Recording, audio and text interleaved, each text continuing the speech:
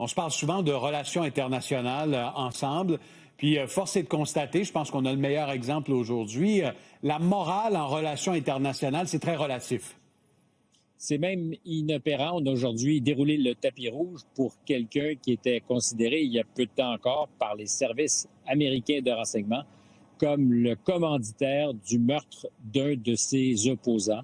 Alors oui, quand on a l'argent, quand on a la puissance, on peut continuer à fréquenter la Maison-Blanche, surtout si on promet des sommes très importantes.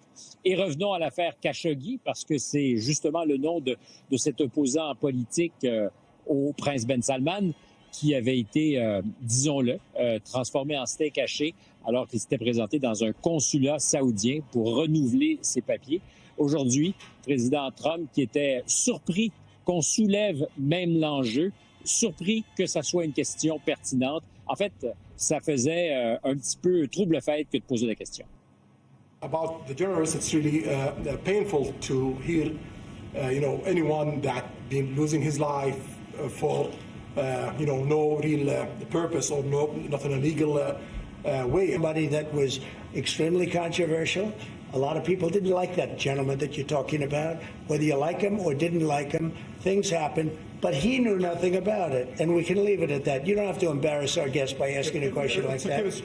Things happened, Pierre-Olivier. Il y a des choses qui arrivent dans la vie, comme par exemple perdre sa vie. Comme par exemple déchiqueter un opposant politique puis le mettre dans un bain d'acide. Qu'est-ce que ça nous dit sur à la fois la posture de Donald Trump par rapport à l'Arabie saoudite puis les relations entre ces deux pays-là?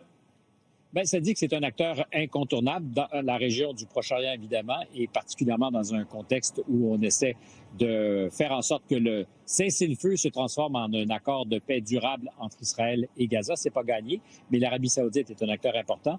L'Arabie saoudite, c'est aussi une promesse d'investissement. Donald Trump, lors de son premier déplacement officiel à l'étranger printemps dernier, est allé en Arabie saoudite, espérait revenir avec 600 milliards de promesses d'investissement. Or, le bon prince, aujourd'hui, en a promis 1000 milliards. C'est plus d'argent qu'il y en a dans le fonds souverain de l'Arabie saoudite, qui est archi-riche.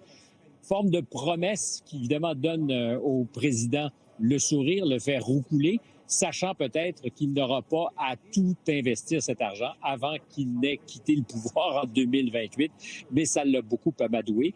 Et ça a permis aussi de lubrifier les transactions militaires, parce que l'Arabie saoudite va prendre livraison de F-35, des avions chasseurs hyper performants. C'est la fine pointe de la technologie militaire américaine.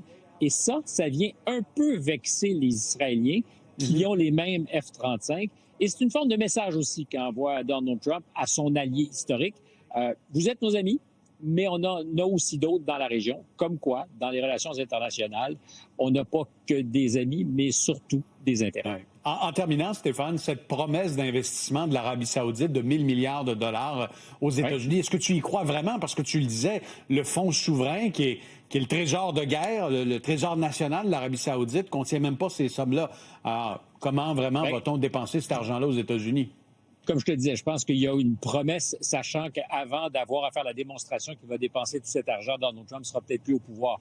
Mais c'est évident aussi que c'est parce que les Saoudiens ont besoin de technologie américaine, particulièrement en matière d'intelligence artificielle. Ça a peut-être d'ailleurs aujourd'hui un impact sur les cours d'NVIDIA et de quelques grands joueurs clés. Les Américains ont accepté le principe de ce transfert de technologie, alors que l'Arabie saoudite est quand même un partenaire politique, économique important de la Chine et plusieurs soulevaient des enjeux, disaient est-ce que c'est avisé que de le faire? Donald Trump a tranché.